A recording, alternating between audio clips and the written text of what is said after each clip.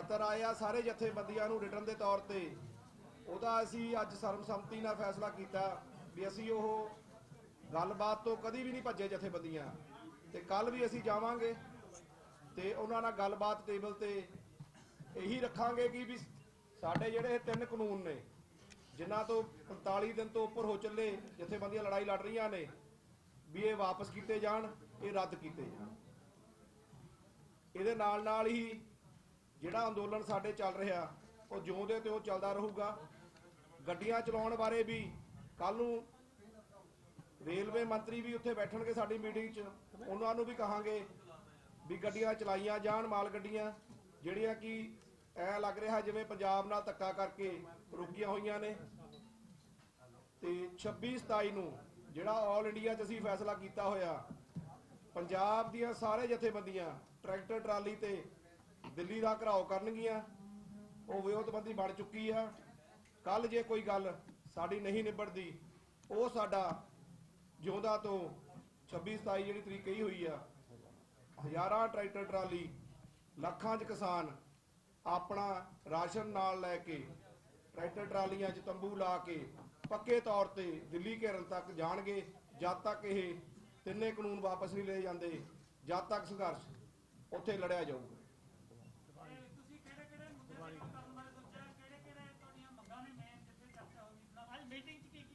ਜਿਹੜੀ ਮੀਟਿੰਗ 'ਚ ਅੱਜ ਚਰਚਾ ਹੋਈ ਉਹ ਇਸ ਗੱਲ ਤੇ ਹੀ ਹੋਈ ਆ ਵੀ ਜਿਹੜੇ 3 ਕਾਨੂੰਨ ਪਹਿਲਾਂ ਵੀ ਅਸੀਂ 14 ਤਰੀਕ ਨੂੰ ਜਦੋਂ ਗਏ ਸੀ ਉਦੋਂ ਮੰਗ ਪੱਤਰ ਰੱਖਿਆ ਸੀ, ਉਹਦੇ 'ਚ ਕੋਈ ਅਮੈਂਡਮੈਂਟ ਅਸੀਂ ਕਰਨਾ ਚਾਹੁੰਦੇ ਆ। ਕੁਝ ਰਲੀਆਂ ਨਾਲ ਸਰਕਾਰ ਵੱਲੋਂ ਜਿਹੜੀਆਂ ਨਵੇਂ ਤੋਂ ਨਵੇਂ ਆਰਡੀਨੈਂਸ ਜਾਰੀ ਕਰਕੇ ਸਾਡੇ ਤੇ ਧੱਕਾ ਕੀਤਾ ਗਿਆ ਉਹਦੀਆਂ ਅਸੀਂ ਨਾਲ ਅਮੈਂਡਮੈਂਟ ਜੋੜਨਾ ਚਾਹੁੰਦੇ ਆ ਮੰਗਾਂ 'ਚ।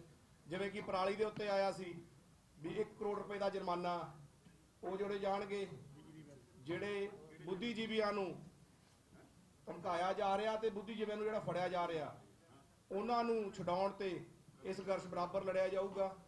ਉਹ ਮੰਗਾਂ ਦੇ ਤੌਰ ਤੇ ਉੱਥੇ ਦੱਸਿਆ ਜਾਊਗਾ। ਤੇ ਜਿਹੜੀਆਂ ਹੁਣ ਆਉਣ ਵਾਲੇ ਸਮੇਂ ਦੇ ਵਿੱਚ ਜਿਵੇਂ ਵੀ ਸਮਾਜ ਪੰਜਾਬ ਦਾ ਆਊਗਾ ਉਹ ਸਰਕਾਰ ਦੀ ਜ਼ਿੰਮੇਵਾਰੀ ਹੋਊਗੀ। ਤੇ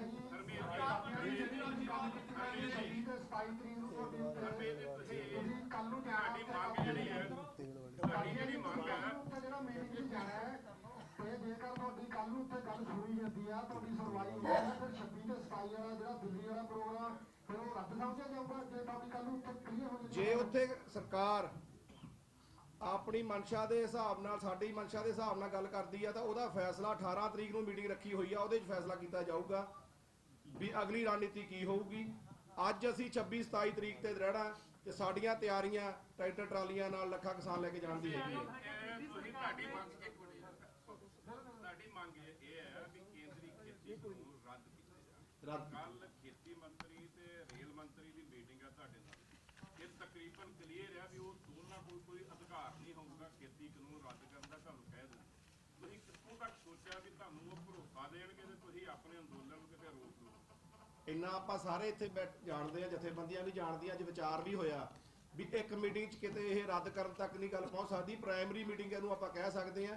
ਸਾਡੀ ਸ਼ਰਤ ਸੀ ਵੀ ਉਹ ਘੱਟੋ ਘੱਟ ਉਹ ਸ਼ਖਸ ਬੈਠਣ ਮੰਤਰੀ ਲੈਵਲ ਦੇ ਜਿਹੜੀਆਂ ਪਾਰਲੀਮੈਂਟ 'ਚ ਬੈਠਦੇ ਨੇ ਕਾਨੂੰਨ ਬਣਾਉਂਦੇ ਨੇ ਉਹੀ ਲਾ ਸਕਦੇ ਨੇ। ਜਿਵੇਂ ਕਿ ਰਾਜਨਾਥ ਸਿੰਘ ਨੇ ਪਹਿਲਾਂ ਗੱਲ ਕੀਤੀ ਸੀ ਵੀ ਸਾਡੇ ਕੋਲ ਆਉਣਾ ਉਹਨਾਂ ਨੇ, ਪਰ ਲੈਟਰ ਜਿਹੜਾ ਆਇਆ ਉਹ 2 ਮੰਤਰੀਆਂ ਦਾ ਵੱਖਰਿਆਂ ਦਾ ਆਇਆ, ਐਗਰੀਕਲਚਰ ਮੰਤਰੀ ਦਾ ਤੇ ਰੇਲ ਮੰਤਰੀ ਦਾ। ਅਸੀਂ ਤਾਂ ਵੀ ਸਵੀਕਾਰ ਕਰ ਲਿਆ ਵੀ ਜੋ ਵੀ ਮੰਤਰੀ ਨਾਲ ਗੱਲ ਕਰਾਂਗੇ ਘੱਟੋ ਘੱਟ ਅਸੀਂ ਆਵਾਜ਼ ਆਪਣੀ ਉੱਥੇ ਤੱਕ ਪਹੁੰਚਾਉਣ 'ਚ ਸਫਲ ਹੋਵਾਂਗੇ ਤੇ ਉਹਨਾਂ ਨਾਲ ਆਪਣੀ ਰਾਏ ਰੱਖ ਕੇ ਜਾਵਾਂਗੇ ਵੀ ਤੁਹਾਡੇ ਕਾਨੂੰਨ ਕਿਹੜੀ ਗੱਲੋਂ ਇਹ ਗਲਤ ਨੇ।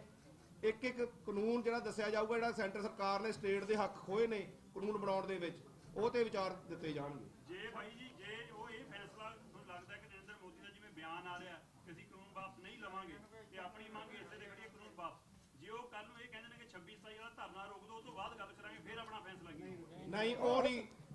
ਅੱਜ ਵੀ ਕੋਈ ਫੈਸਲਾ ਇਹ ਨਹੀਂ ਹੋਇਆ ਵੀ ਕੋਈ ਅਸੀਂ ਟੂਲ ਪਲਾਜ਼ਾ ਦੇ ਘੇਰੇ ਜਾਂ ਰਿਲਾਇੰਸ ਦੇ ਜੇ ਮਾਲ ਘੇਰੇ ਹੋਏ ਨੇ ਉਹ ਜਿਉਂ ਦੇ ਤਿਉਂ ਚੱਲਦੇ ਪਏ ਨੇ। ਰੇਲਵੇ ਲਾਈਨਾਂ ਤੋਂ ਉੱਠ ਕੇ ਪਲੇਟਫਾਰਮ ਤੇ ਆ ਗਿਆ, ਪਲੇਟਫਾਰਮ ਤੋਂ ਉੱਠ ਕੇ ਪਾਰਕਾਂ 'ਚ ਉਸ ਘਰ ਸਾਡੇ ਜਿਉਂ ਦੇ ਤਿਉਂ ਚੱਲ ਰਹੇ ਨੇ। ਸਿਰਫ ਗੱਲਬਾਤ ਲਈ ਕਿਤੇ ਇਹ ਨਾ ਹੋਵੇ ਵੀ ਸਰਕਾਰਾਂ ਇਹ ਸਮਝਣ ਜਾਂ ਲੋਕ ਸਮਝਣ ਵੀ ਜਥੇਬੰਦੀਆਂ ਗੱਲਬਾਤ ਲਈ ਤਿਆਰ ਨਹੀਂ, ਤਾਂ ਗੱਲਬਾਤ ਕਰਨ ਲਈ ਕੱਲ ਹੀ ਜਾ ਰਹੇ ਹਾਂ। ਪਹਿਲਾਂ ਤੁਸੀਂ ਕਿਹਾ ਸੀ ਚੰਡੀਗੜ੍ਹ ਮਨਾ ਕਰ ਦਿੱਤਾ, ਪਹਿਲਾਂ ਤੁਸੀਂ ਕਿਹਾ ਸੀ ਚੰਡੀਗੜ੍ਹ ਮੀਟਿੰਗ ਨਹੀਂ ਅੱਜ ਸਾਡੀ ਸਰਬਸੰਮਤੀ ਨਾਲ ਫੈਸਲਾ ਹੋ ਗਿਆ ਵੀ ਅਸੀਂ ਦਿੱਲੀ ਮੀਟਿੰਗ ਤੇ ਜਾਵਾਂਗੇ। ਨਹੀਂ, ਉਹ ਕੱਲ ਦੀ ਤਿਆਰੀ ਜਿਹੜੀ ਅਸੀਂ ਕਰਨੀ ਆ ਡਰਾਫਟਿੰਗ, ਉਹ ਆਪਣੇ ਕਾਗਜ਼ ਤਿਆਰ ਕਰ ਲਈ ਸੀ। ਇੱਥੋਂ ਜਥੇਬੰਦੀ ਵੱਲੋਂ ਪਰਮਿਸ਼ਨ ਲੈ ਕੇ ਗਏ ਨੇ, ਜਿਹੜੇ ਉਹਨਾਂ ਨੇ ਕੱਲ ਕਾਗਜ਼ ਤਿਆਰ ਕਰਕੇ ਜਿਹੜੀ ਤੇ ਫੈਸਲਾ ਹੋ ਗਿਆ, ਜਿਹੜਾ ਉਹਨਾਂ ਨੇ ਪੇਪਰ ਤਿਆਰ ਕੀਤਾ ਸੀ, ਉਹ ਫੈਸਲਾ ਹੋਣ ਤੋਂ ਬਾਅਦ ਕੁਝ ਅਮੈਂਡਮੈਂਟਸ ਨੇ, ਕੁਝ ਮੰਗਾਂ ਨੇ ਜਿਹੜੀਆਂ ਹੋਰ ਐਡ ਕਰਨੀਆਂ ਨੇ, ਉਹ ਆਪਦੀ ਤਿਆਰੀ ਕਰਨ ਲਈ ਗਏ। ਦਿੱਲੀ ਪੁਲਿਸ ਨੇ ਕਿਹਾ ਹੈ ਕਿ ਜਿਹੜੇ ਕਿਸਾਨ ਦਿੱਲੀ ਪੁਲਿਸ ਕਰਕੇ ਹੈ ਉਹਨਾਂ ਨੇ ਮਨਾ ਕਰਤਾ ਹੈ ਮੀਟਿੰਗ 'ਚ ਜਾਣ ਦਾ। ਉਹ ਉਹਨਾਂ ਦਾ ਮਾਮਲਾ, ਉਹ ਜਥੇਬੰਦੀਆਂ ਸਾਡੇ ਨਾਲ ਤਾਲਮੇਲ ਸੀਗੀਆਂ, ਉਹ ਉਹਨਾਂ ਦਾ ਨਿੱਜੀ ਫੈਸਲਾ। ਜਿਹੜੀਆਂ 30 ਜਥੇਬੰਦੀਆਂ ਇੱਥੇ ਬੈਠੀਆਂ, ਉਹਨਾਂ ਦਾ ਫੈਸਲਾ ਕੱਲ ਜਾਣ ਦਾ। ਦਿੱਲੀ ਪੁਲਿਸ ਨੇ ਮਨਾ ਕਰ ਦਿੱਤਾ ਕਿ 26 27 ਨੂੰ ਧਰਨਾ ਨਹੀਂ, ਜੋ ਪਰਮਿਸ਼ਨ ਨਹੀਂ ਦਿੱਤੀ। ਕੋਈ ਨਾ ਅਸੀਂ ਵਧਾਂਗੇ ਤਾਂ ਅਸੀਂ ਵਧਾਂਗੇ। ਰੈਲੀਆਂ ਹੋ ਗਈਆਂ ਕੱਲ ਪ੍ਰਧਾਨ ਮੰਤਰੀ ਜਦੋਂ ਸਪੀਚ ਸੀ ਉਦੋਂ ਇੰਨਾ ਇਕੱਠ ਸੀਗਾ, ਤਾਂ ਕਿਸਾਨਾਂ ਨੂੰ 26 27 ਨੂੰ ਧਰਨੇ ਨਾਲ ਕਿਉਂ ਮਨਾ ਕਰ ਦਿੱਤਾ? ਕਿਉਂ ਕਿਹਾ ਗਿਆ ਕਿ ਕੋਵਿਡ ਫੈਲ ਸਕਦਾ ਹੈਗਾ? ਇਹ ਸਰਕਾਰ ਦੀਆਂ ਰਣਨੀਤੀਆਂ ਹੁੰਦੀਆਂ ਨੇ, ਉਹਨਾਂ ਨੇ ਆਪਣੀ ਮਰਜ਼ੀ ਕਰਨੀ ਆ, ਪਰ ਸਾਡੀ ਤਿਆਰੀ ਪੂਰੀ ਆ। ਅਸੀਂ ਪਹਿਲਾਂ ਉੱਥੇ ਦੁਸਹਿਰਾ ਗਰਾਊਂਡ ਦੇ ਵਿੱਚ ਪਰਮਿਸ਼ਨ ਮੰਗੀ ਸੀ, ਪਹਿਲਾਂ ਦੇਤੀ ਤੇ ਬਾਅਦ 'ਚ ਉਹਨਾਂ ਨੇ ਕੈਂਸਲ ਕਰਤੀ। ਜੇਕਰ ਕੱਲ ਨੂੰ ਤੁਹਾਨੂੰ ਬਾਈ ਜੀ ਕੋਈ ਭਰੋਸਾ ਲੱਗਦਾ ਹੈ ਤੇ ਦੂਏ ਪਾਸੇ ਆਪਾਂ 26 27 ਨੂੰ ਪੂਰੇ ਦੇਸ਼ ਦਾ, ਕੱਲ ਪੰਜਾਬ ਨੂੰ ਇਹ ਕਿਉਂ ਬੁਲਾਇਆ? ਸਾਰੇ ਦੇਸ਼ ਦੀਆਂ ਜਥੇਬੰਦੀਆਂ ਦੇ ਨੁਮਾਇੰਦੇ ਕਿਉਂ ਨਹੀਂ ਬੁਲਾਏ? ਕੀ ਲੱਗਦਾ ਇਹਦੇ ਪਿੱਛੇ ਕੋਈ ਮਨਸ਼ਾ ਹੈ? ਉਹਨਾਂ ਸੈਂਟਰ ਵਾਲੇ ਇਹ ਜਿਹੜਾ ਲੜਾਈ ਪਹਿਲਾਂ ਪੰਜਾਬ ਨੇ ਸ਼ੁਰੂ ਕੀਤੀ ਸੀ, ਪੰਜਾਬ ਆਪਣੀ ਲੜਾਈ ਲੈ ਕੇ ਅੱਗੇ ਗਿਆ। ਅਸੀਂ ਜਿਹੜੀਆਂ ਹਿੰਦੁਸਤਾਨ ਲੈਵਲ ਦੀਆਂ, ਭਾਰਤ ਲੈਵਲ ਦੀਆਂ ਜਿਹੜੀਆਂ ਜਥੇਬੰਦੀਆਂ ਬਣਾਈਆਂ, ਉਹਨਾਂ ਤੋਂ ਪੁੱਛ ਕੇ ਹੀ ਜਾ ਰਹੇ ਹਾਂ, ਉਹਨਾਂ ਦੀ ਸਹਿਮਤੀ ਨਾਲ ਉੱਥੇ ਜਾ ਰਹੇ ਹਾਂ ਮੀਟਿੰਗ ਕਰਨ, ਵੀ ਪਹਿਲ ਦੇ ਆਧਾਰ ਤੇ ਅਸੀਂ ਆਪਣੀ ਮੀਟਿੰਗ ਕਰੋ। ਬਾਅਦ 26 27 ਤੋਂ ਬਾਅਦ ਉਹਨਾਂ ਦੇ ਦੌਰ ਉਹਨਾਂ ਦੇ ਹੱਥ 'ਚ ਆ ਜਾਊਗਾ, ਫਿਰ ਉਹ ਜਿਹੜੀਆਂ ਅਸੀਂ ਕਮੇਟੀਆਂ ਉੱਪਰ ਬਣਾਈਆਂ ਨੇ, ਉਹ ਫੈਸਲਾ ਲੈਣਗੇ।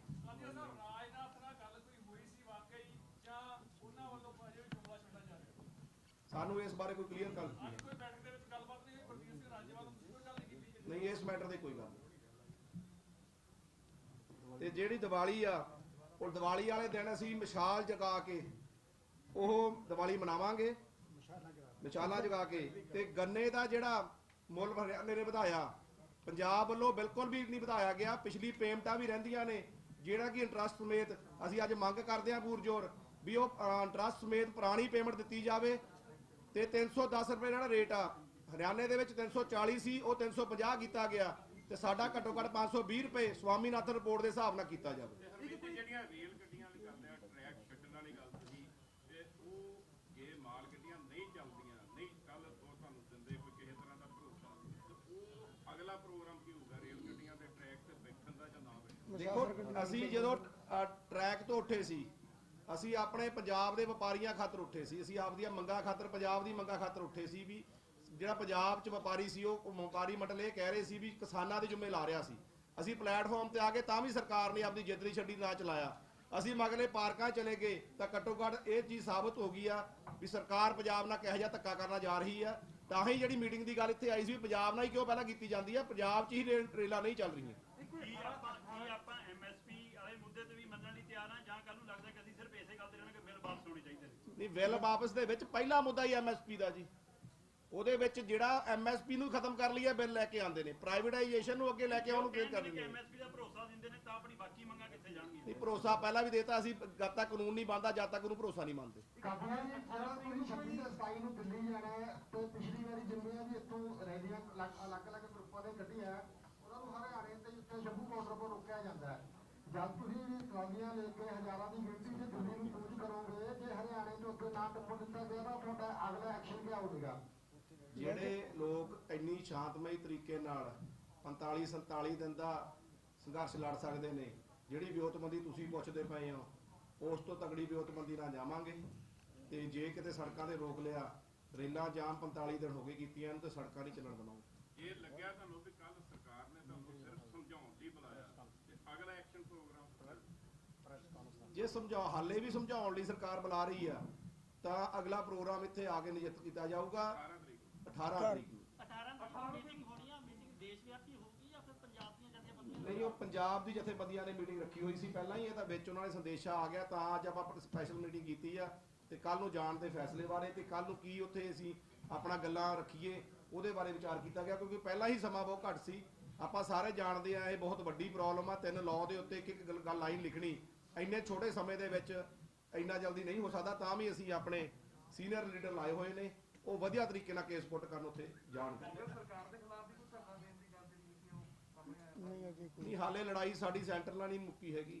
ਸਰਕਾਰ ਨਾਲ ਤਾਂ ਜਿਹੜੀ ਚੱਲਦੀ ਆ, ਗੰਨੇ ਦੇ ਵਿੱਚ ਲੜ ਪੈਣੀ ਹੈ, ਕਿਉਂਕਿ ਪਿਛਲੀ ਪੇਮੈਂਟ ਨਹੀਂ ਦਿੱਤੀ ਇਹਨਾਂ ਨੇ। ਜੋ ਹਾਲਾਤ ਇਹ ਕਰ ਰਹੇ ਆ ਕਿਸਾਨੀ ਦੀ ਰਲ ਕੇ ਸੈਂਟਰ ਸਰਕਾਰ ਤੇ ਸਟੇਟ ਸਰਕਾਰ ਤੁਹਾਡੇ ਸਾਹਮਣੇ ਹੀ ਹੈ। ਮੁੱਖ ਮੰਤਰੀ ਸਾਹਿਬ ਤੇ ਤੁਹਾਨੂੰ ਇਹ ਵੀ ਅਪੀਲ ਕਰ ਰਹੇ ਆ ਵੀ ਜੇ ਮਾਲ ਗੱਡੀਆਂ ਛੱਡੀਆਂ ਤੁਸੀਂ ਤੇ ਪੈਸੰਜਰ ਗੱਡੀਆਂ ਵੀ ਛੱਡ ਦਿਓ। ਉਹ ਅਪੀਲ ਬਾਰੇ ਕੋਈ ਫੈਸਲਾ ਕੀਤਾ? ਨਹੀਂ, ਮੈਂ ਇਹ ਨਹੀਂ ਗੱਲ ਸਮਝ ਰਿਹਾ ਵੀ ਸਰਕਾਰਾਂ ਸਾਨੂੰ ਅਪੀਲ ਕਰ ਰਹੀਆਂ ਨੇ ਅਸੀਂ ਛੱਡੀ ਜਾਈਏ। ਅੱਗੇ ਪੰਪ ਵਾਲੇ ਆ ਗਏ ਸੀ, ਉਹ ਪੰਪਾਂ ਨੂੰ ਆਪਾਂ ਛੱਡਤੇ, ਜਿਹੜੇ ਡੀਲਰ ਸੀਗੇ। ਤੇ ਫਿਰ ਸੰਘਰਸ਼ ਕਿਹੜੇ ਰਾਹ ਤੇ ਲੜਾਂਗੇ? ਅਸੀਂ ਇੱਕ ਸਟੈਪ ਪਿੱਛੇ ਹਟੇ ਸੀ ਵੀ ਸਰਕਾਰ ਇੱਕ ਸਟੈਪ ਮੂਹਰੇ ਆਵੇ, ਤੇ ਉਹ ਸਰਕਾਰ ਤਾਂ ਇੱਕ ਵੀ ਸਟੈਪ ਵੀ ਮੂਹਰੇ ਨਹੀਂ ਆ ਰਹੀ। ਕੱਲ੍ਹ ਦੀ ਮੀਟਿੰਗ ਤੋਂ ਬਾਅਦ ਇਹ ਵਿਚਾਰ ਕੀਤੇ ਜਾਣਗੇ ਵੀ ਸਰਕਾਰ ਅੱਗੇ ਆ ਰਹੀ ਹੈ ਗੱਲਬਾਤ ਕਰਨ, ਜਾਂ ਉਹ ਜਿਉਂ ਦੀ ਤਿਉਂ ਹੀ ਆਪਣੀ ਅੜੀ ਤੇ ਖੜੀ ਹੋਈ ਹੈ। ਸਰ, ਕੱਲ ਦੀ ਮੀਟਿੰਗ ਦੇ ਵਿੱਚ ਕਿਹੜੇ ਕੇਂਦਰੀ ਮੰਤਰੀ ਸ਼ਾਮਲ ਹੋ ਸਕਦੇ ਆ ਹੁਣ ਲੱਗਦਾ? ਹਾਲੇ ਤੱਕ ਜਿਹੜਾ ਰਿਟਰਨ ਆਇਆ ਜੀ, ਉਹ ਐਗਰੀਕਲਚਰ ਮੰਤਰੀ ਆ ਤੇ ਦੂਸਰਾ ਆਪਣਾ ਰੇਲਵੇ ਮੰਤਰੀ ਸ਼ਾਮਲ ਹੋਣਗੇ, ਜਿਹੜੇ ਦੋ ਹੈਗੇ। ਸਰ, ਰਾਜਨਾਥ ਸਿੰਘ ਨੇ ਫੋਨ ਤੇ ਗੱਲ ਕੀਤੀ ਸੀਗੀ।